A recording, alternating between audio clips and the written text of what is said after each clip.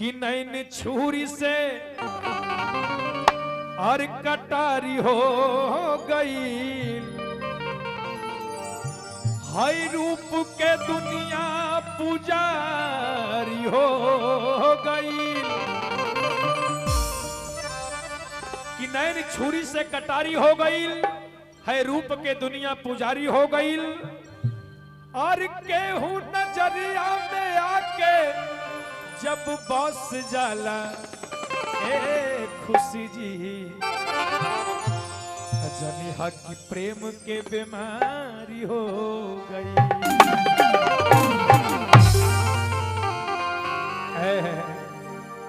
अरे पत्नी कह तरीके राजा जी, और दिन भर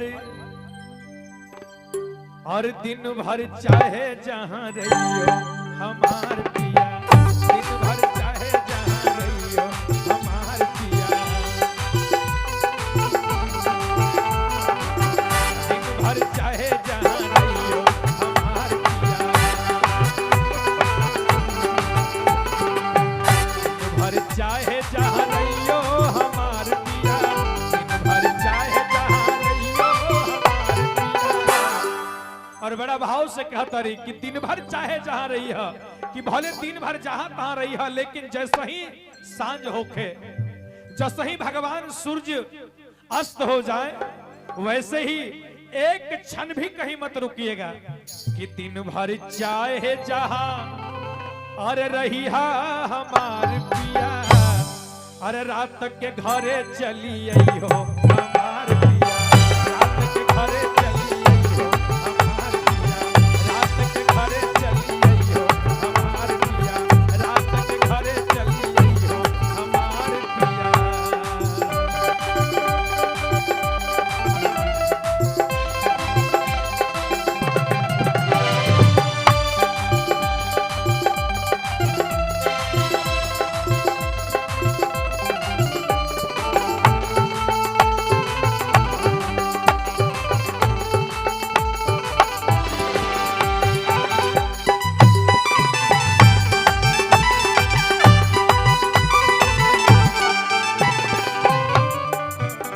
कहतरी की रात के घरे चली आई है हमारे पिया, आए तने ना और का आए है कहतरी, जब हम करबे सोलह सिंगरवा, जब हम करबे सोलह सिंगरवा, जब हम करबे सोलह सिंगारवा, कि जब हम 16 सिंगार करें तो एक काम करी हो तू, जब हम करबे 16 सिंगारवा, जब हम करबे 16 सिंगारवा, तू दर्पण बनी जइयो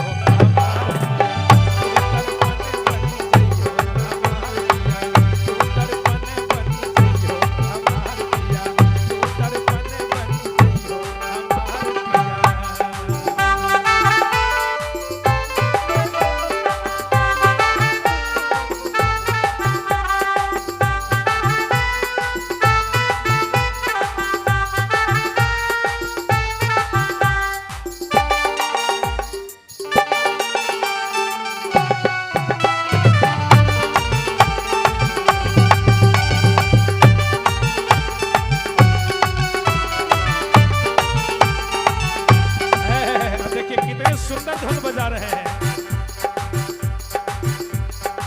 1 2 3 4 5 6 7 8 9 10 11 12 13। पत्नी कहती है कि देखिए 1 2 3 4 5 6 7 8 9 10 11 12 13। तेरा करूं गिन गिन गिन गिन जब पिया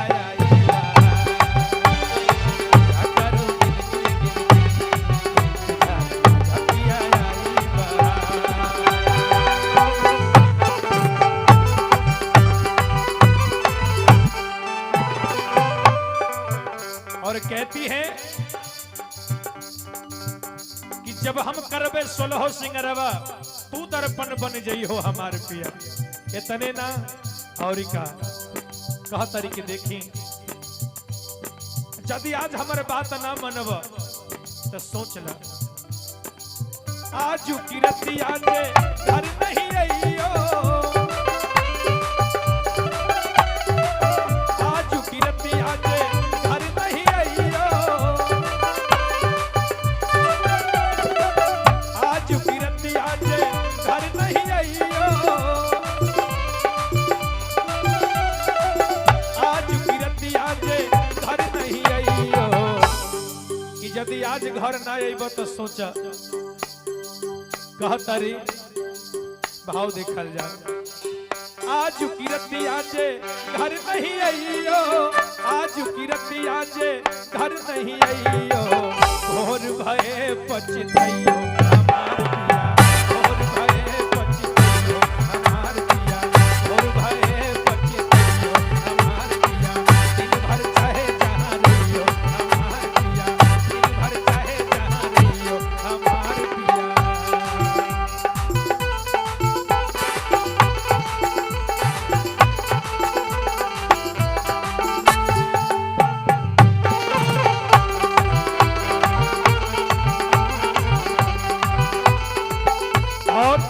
और बड़े भाव से कहती है क्या बता दो क्या लाना तू लौट के आ जाना तू लौट के आ जाना बता दो क्या लाना एक छोटा सा नजराना पिया याद रखोगे कि भूल जाओगे पिया याद रखोगे कि भूल जाओगे पिया याद रखोगे कि भूल जाओगे।